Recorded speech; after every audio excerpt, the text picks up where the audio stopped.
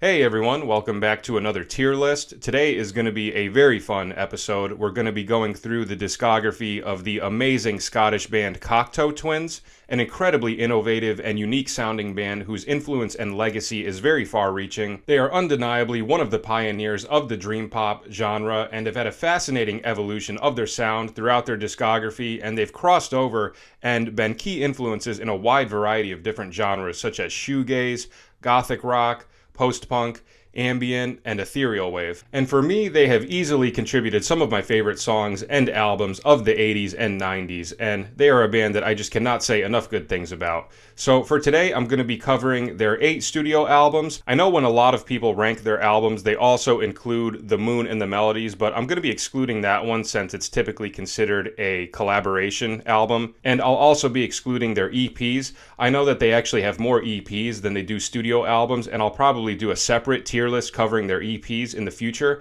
But for today, we will stick with their 8 studio albums, going from Garlands up to Milk and Kisses. And I will score each of them on this tier list, with S being the highest and D being the lowest. And I'll talk a bit about each album, let you know my thoughts, and we will see where we end up. And please feel free to let me know your thoughts in the comments. I would love to hear where you agree or disagree and how you rank their discography as well. So please let me know. All right, I think that's about it. Let's jump right into it. We will start out with their debut studio album from 1982 titled Garlands. I'm going to give this one a B. In general, I would say that I do have positive thoughts about this album, and I don't think that it's a bad first release, but I do think that they have stronger albums that follow it. And stylistically, this is an album that I do need to be in a particular mood to listen to, whereas some of their other albums I can listen to at any time. But when I am in the right mood, this album is definitely an enjoyable experience. It's very dark and possesses a lot more of those gothic rock elements in the music and the production. There's this ominous and dreary sort of undertone to the album, a lot of very spooky sorts of chord movements in the guitars, tons of reverb on the guitars as well, which establishes a key part of the Cocteau Twins sound that we will continue to hear in future albums. This first lineup of the group was a trio with Elizabeth Fraser on vocals, Robin Guthrie on the guitar and drum machine, and Will Heggie on bass. And Liz and Robin were romantically involved at the start of this group.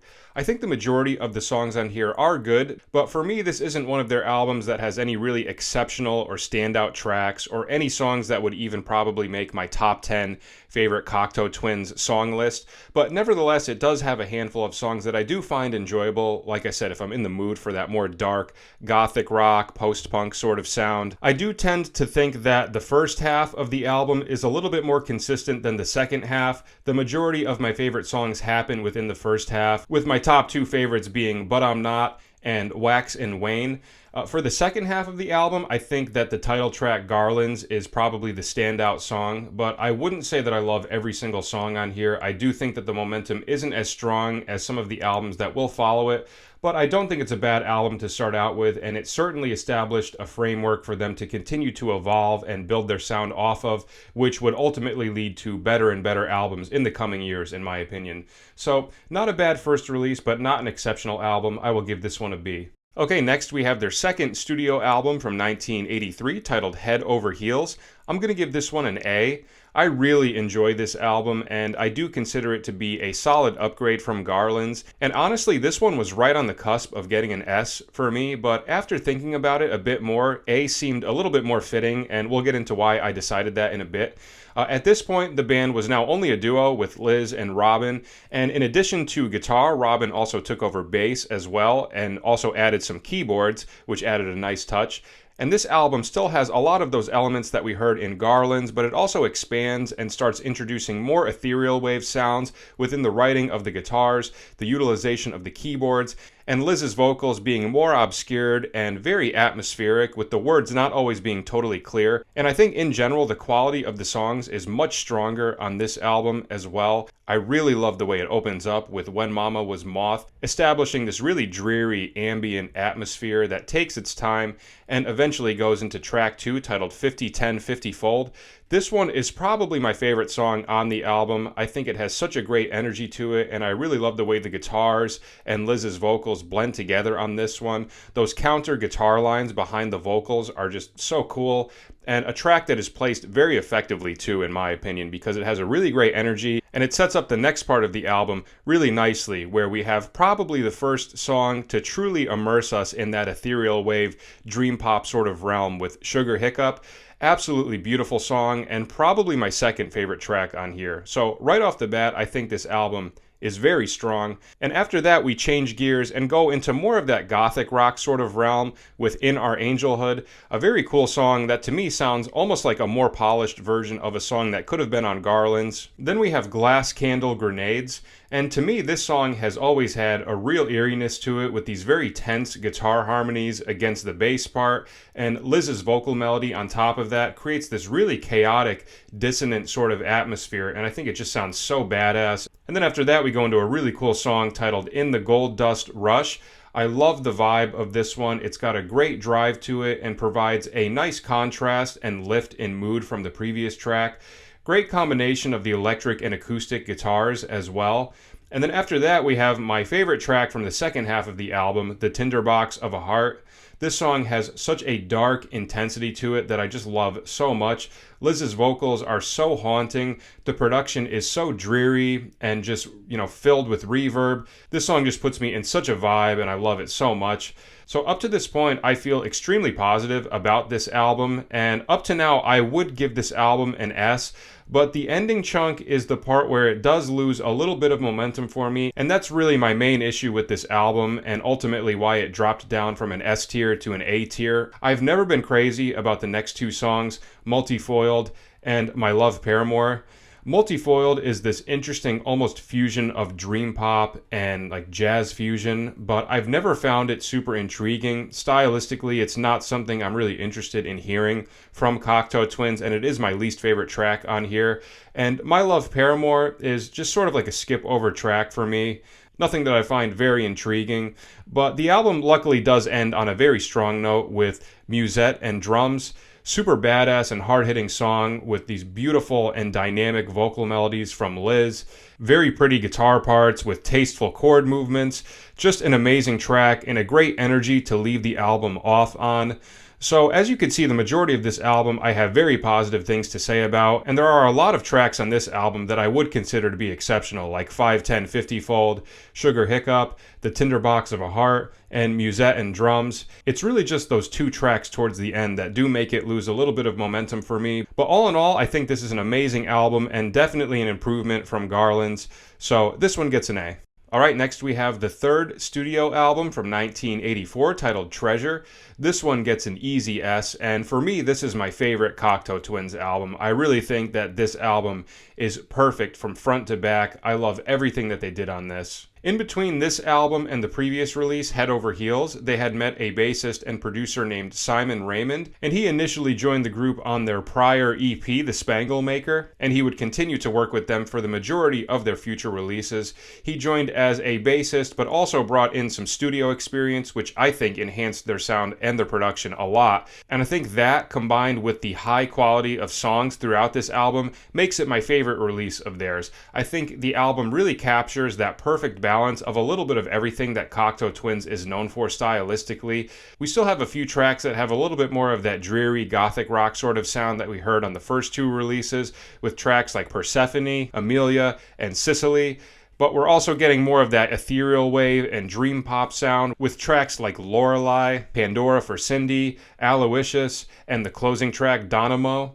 And we even have a really spacey ambient track with the second to last song, Otterlay, which serves as a precursor for the sound that they will center their next album around. So I really think that this album has something to offer everybody, and I think every single song on here is amazing. There isn't a dip in momentum anywhere for me. I think the mood from track to track is placed very effectively. It's got a great blend of different styles, and I think it's got one of the best closing tracks of any Cocteau Twins album. Dynamo wraps things up on such a beautiful and and powerful note. I love Liz's vocal work on this one. The melodies are so beautiful, and for me that is definitely one huge element of Cocteau Twins' sound that has always appealed to me so much. They write some of the most beautiful vocal melodies, and I think that is on full display on this track as well as all throughout this album.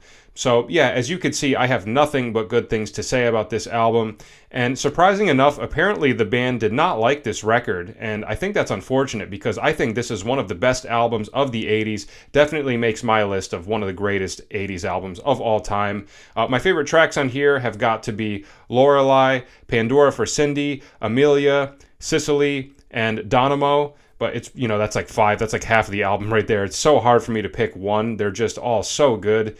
And yeah, this is my favorite Cocteau Twins album. I know that this is a cliche choice, and a lot of people do regard this as their favorite album, but I think that's for good reason. I just can never get enough of this album. So yeah, this one gets an easy S. Alright, next we have their 4th studio album from 1986 titled Victoria Land. I'm going to give this one a B.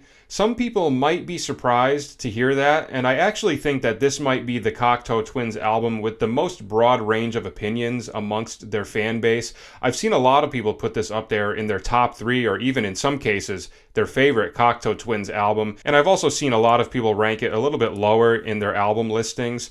So I think this is a particularly interesting album in terms of that, and also it sounds very distinctly different from their first 3 releases, and depending on what side of their music you like, this could either be one of your favorites or one of your least favorites, like we see with so many different people. For me, I will say that similar to Garlands, I do need to be in a specific mood to listen to this one, and I don't find myself going back to this one as much as some of their other albums, but just like with Garlands, if I am in the right mood for it, this album can be a very enjoyable experience. Stylistically, this one is by far the most ambient and spacey of their 8 studio albums.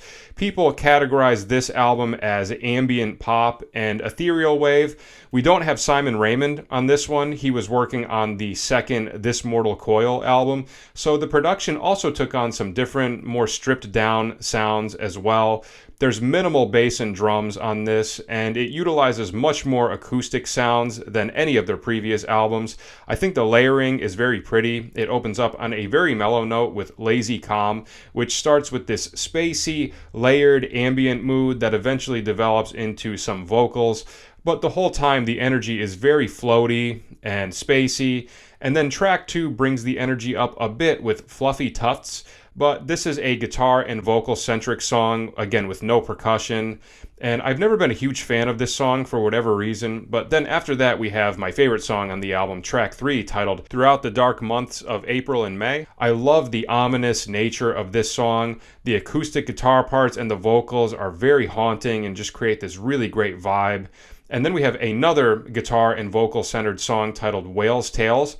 I like this one a lot as well. I love the mix and melding of Liz's voice with the electric guitars, and I think the placement of the electric and acoustic tracks has been very effective so far as well. After that we have Ooming Mac, which I would say is not a bad song, but not one of the standout tracks and doesn't particularly do much for me. But after that, we have a nice track with drums called Little Spacey, and I think this one was placed perfectly. It's a nice little jolt of energy that is needed to set up the last couple of tracks after having the first 5 tracks being almost all guitar and vocal centered. I always found the production on this song particularly interesting and very cool sounding as well.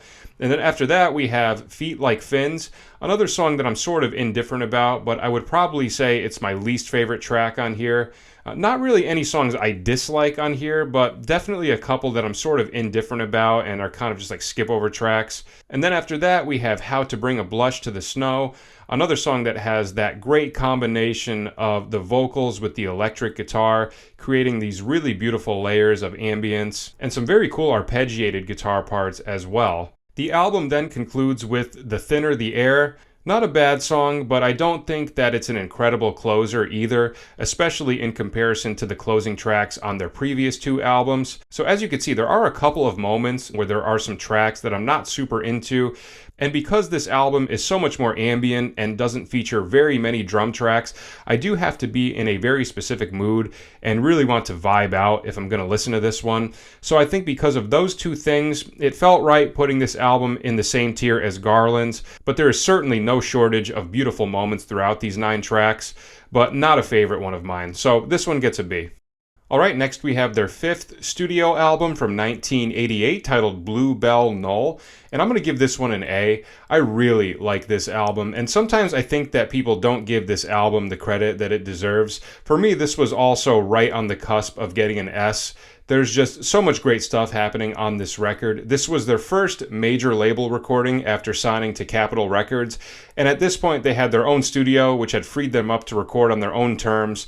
Simon is back in the band for this album, and in terms of the quality of the songs, I think the majority of the songs on here are really incredible and have a couple of tracks that I would even regard as some of my favorite Cocteau Twins songs. It opens up with the title track, Blue Bell Null, and we get this spooky synth line that leads into a vocal part with these beautiful lush chords and layers underneath it with amazing vocal harmonies. An absolutely beautiful and powerful way to open up this album, and in all honesty, this might be my favorite opening track of any Cocteau Twins album, with the possible exception of one other album that we will get to. Then we go into track 2 titled Athel Bros, and this is one of a couple of tracks on here that I'm not super crazy about, which is the main reason for putting this in A tier instead of S. So it is a bummer that a track that I dislike happens this early on in the album, but luckily the good songs on here greatly outweigh the bad ones, in my opinion. After that, we go into a beautiful dream pop track titled Carolyn's Fingers, a really uplifting, driving track with some beautiful high-range vocal melodies from Liz.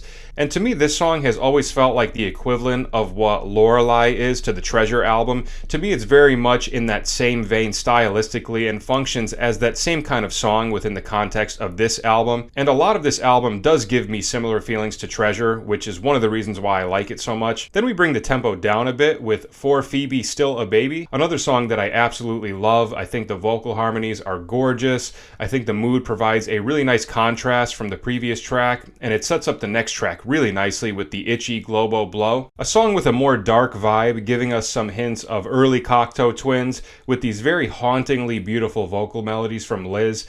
I particularly love Liz's melodies throughout this album as well. It has some of my favorite vocal melodies of any Cocteau Twins album, similar to what I had said about the Treasure album. Then we go into another mellow, romantic sounding track titled Sicko Buff. I hope I'm pronouncing that right. I couldn't find any pronunciation of this song online, so let me know if I said that wrong. But I love this track as well. And again, I think the pacing of this album and the change in vibes from track to track has been amazing so far. And for me, my favorite track on the album is actually the next song, Suckling the Mender. This would probably even make my top 5 favorite Cocteau Twins songs, believe it or not. I know that may seem like a random choice to some people, but something about this song has just always resonated with me so much. I think the vocal part is so catchy with those 2 different descending sets of notes, really amazing vocal harmonies, awesome driving bass line, great guitar layering, and a great contrast in mood from section to section. Just everything that I love about Cocteau Twins packed into this amazing song. So up to this point, this album would definitely be an S for me, but once we get to the last chunk of the album, this is where the momentum does dip down a bit for me. Very similar to how I feel about Head Over Heels. I'm not a huge fan of the next song, Spooning Good, Singing Gum. Definitely my least favorite track up to this point. And same thing with the next song, A Kissed Out Red Float Boat. 2 songs I just don't find particularly engaging compared to everything else that we've heard up to this point. But then the album ends on a very strong note with Ella Megalast Burls Forever. This song ends the album on a beautiful and somber sort of note. Another track with very interesting vocal work from Liz with these really interesting slurs and legato phrases and these beautiful vocal harmonies and guitar parts. So pretty much exactly like Head Over Heels, the 8th and 9th tracks are kind of weak, but then the closing track definitely redeems it for me. and just an amazing ending to a very solid album. And while there are 3 songs on here that I don't care for, I do think that all 7 of the other songs are just so good and contain some of my favorite Cocteau Twins songs. And like I said, sometimes I feel like this album deserves more credit within the Cocteau Twins community. Some people love it like me, but I do see some people regard it as one of their worst albums, and I definitely disagree with that sentiment. I think the majority of this album is absolutely amazing. So a great album with a couple of skip over tracks to bump it down a tier for me. So this one gets an A. Okay, next we have their 6th studio album from 1990 titled Heaven or Las Vegas, and unsurprisingly, I'm going to give this one an S. Absolutely amazing album, and this one is most typically associated with being the best release by the Cocteau Twins. You definitely see this album pop up probably the most as people's #1 album when you see their rankings, and in many instances it is listed as the #1 dream pop album of all time, and I definitely agree with that sentiment, and I think this album is incredible from front to back. I do tend to prefer Treasure slightly more.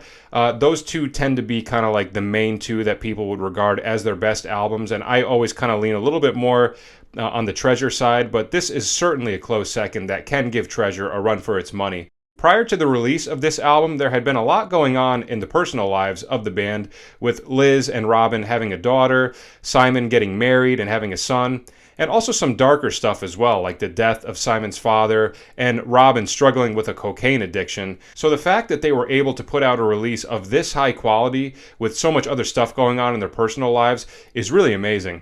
It opens up on such a great vibe with cherry-colored funk, probably a tie with Bluebell Null for my favorite opening track of their albums, that reverb-laden guitar sound and Liz's really dreamy vocals, and the switch in mood from section 1 to section 2 just creates such a nice introduction to this album. And if you're the type of person that envisions colors when you're listening to music, I think that the opening track just fits the color scheme of the album cover absolutely perfectly. Then we pick up the energy a bit with Pitch the Baby, a really groovy track in the Dorian mode with a great drive to it and some very cool and fast vocal parts from Liz. The perfect combination of groovy and dreamy in one track, in my opinion. Then we have a really pretty track called Ice Blink Luck, a more poppy sort of feel, and it almost reminds me of something that like ABBA would do. So a really beautiful and hopeful sounding track. Then we go into one of my favorite tracks on this album, 50/50 Clown. Something about this song has always really drawn me in and resonated with me. I love the mood of it, and I think the chord movements and the guitars are really adventurous and colorful. And then we have the title track, Heaven or Las Vegas, another just beautiful and perfect dream pop track with those classic reverb-laden guitar arpeggios and chords, beautiful vocal harmonies, just a classic Cocteau Twins track. Then we change gears a bit and we get a little darker with an amazing song titled I Wear Your Ring. I really love the rhythmic nature of Liz's vocal melodies on this one, a very cool use of the 3/4 polyrhythm, and really demonstrating Liz's versatility with her voice and her ability to not only use it for singing and creating atmospheric layers, but also creating interesting rhythmic ideas as a foundation for her vocal melodies, and that's on full display within this song. Then we have another feel-good poppy track called Fazza Politic, I think that's how it's pronounced. And for me, up to this point, it is clear that one of the big differences between this and Treasure is the sort of mood that they give off. Treasure is definitely still a little bit more in that darker category, where this one features more brighter and poppier tracks, mixed in with a couple of darker numbers as well, but I would say that the overall vibe of this album is more feel-good. After that, we have a track called Wolf in the Breast, and I will say that this is the one track on this album that I do find to be a little bit underwhelming and is really the only skip-over track for me on here. And I would say that is one of the main differences for me between this album and Treasure. On Treasure, there aren't any songs that I dislike or any skip-over tracks for me, whereas with this album, it does have this one moment where I do feel like the momentum does die down a little bit, but every other song on here is so strong that it really doesn't take away from the album very much for me. After that, it picks right back up again for the final two tracks, Road, River, and Rail, which is a really moody and ethereal track with a mysteriousness to it that I really like, and I think tracks like this were placed very effectively throughout the album and balance out the more upbeat songs very nicely.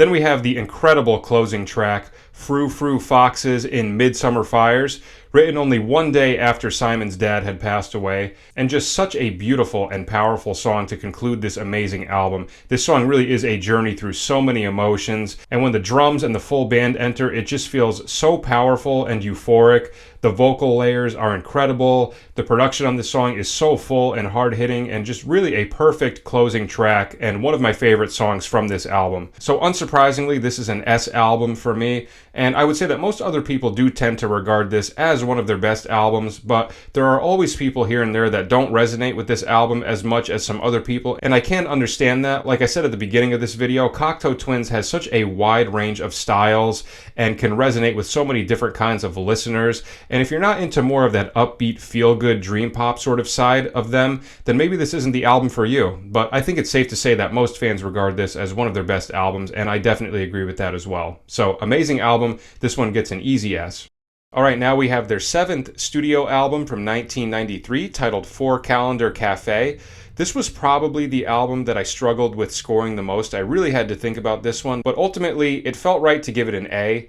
I would say that I do like it slightly less than the other two albums in A tier, but I do think that it is more consistent and has more standout tracks than the two albums that I put in B tier, so ultimately it seemed right to put it in A. I've always considered this to be a similar sort of album to Bluebell Null, but I would say it's a little bit of a downgrade from that album. Stylistically, this one is definitely in that dream pop realm, and Liz's vocals are much more pronounced than they were on previous albums.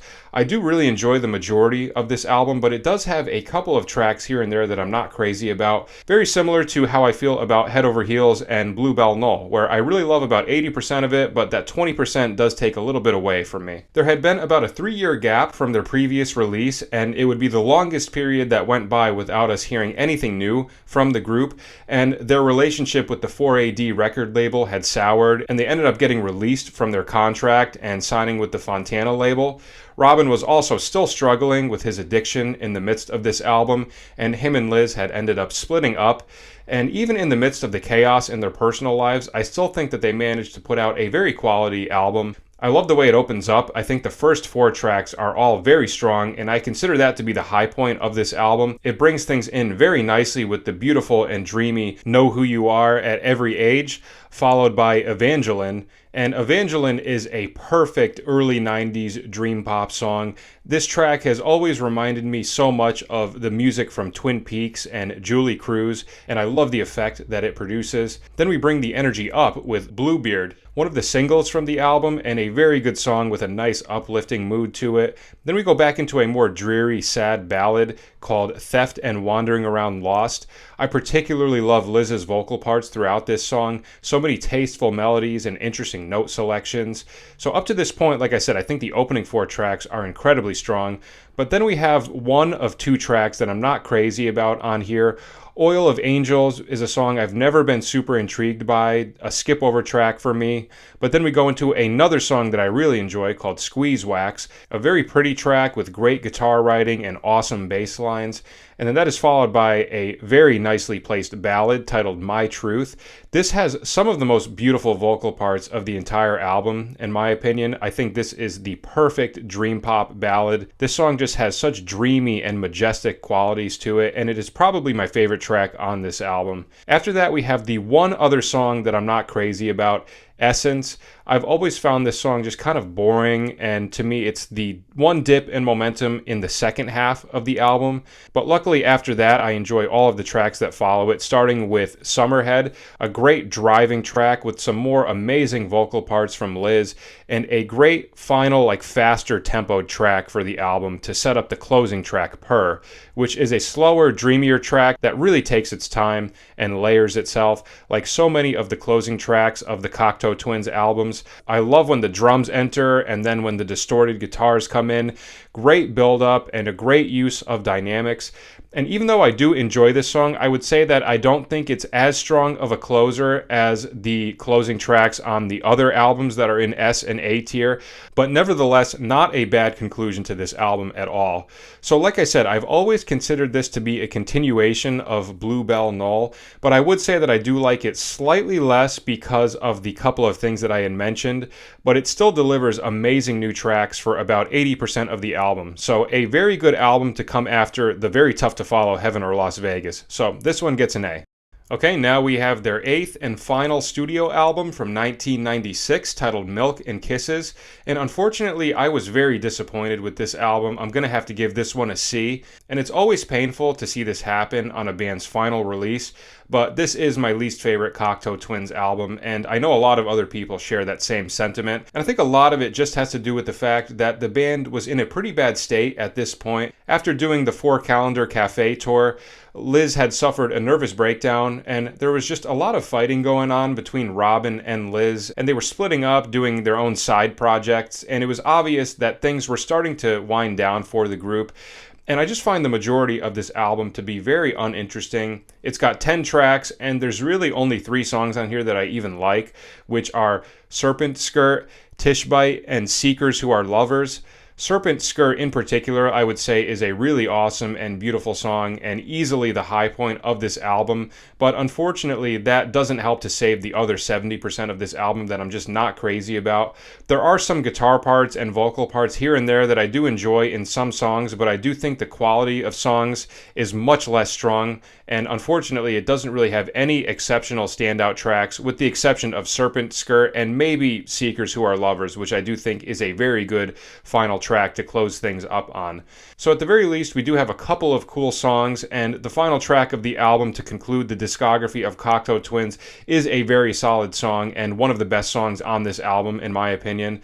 So it's always painful when this happens with a band's final album, but it certainly does not take away from all of the other great songs and albums that they have contributed through their 14 years of music. So not the greatest album to conclude on, unfortunately. This one gets a C. All right, we did it. We went through their 8 studio albums from Garlands up to Milk and Kisses. I had a lot of fun putting this together. It's never a bad time to go back and revisit their discography, and going through each album and really solidifying my thoughts on them was a very enjoyable experience. So thank you so much for listening. I hope you enjoyed it, and hopefully you learned a couple of new facts about the band and their music. And please, like I said, feel free to let me know your thoughts in the comments, where you agree, where you disagree, how you rank their albums. And feel free to let me know about any information that I may have left out that you'd like to fill me in on, or if I got any information wrong at any point, please feel free to correct me and I will address it in the comments. And if you enjoyed this video and are interested, please check out my other tier lists, which are linked in the description and pinned in the comments as well. I think that's about it. Thanks again for watching, and I will see you at the next video. Take care.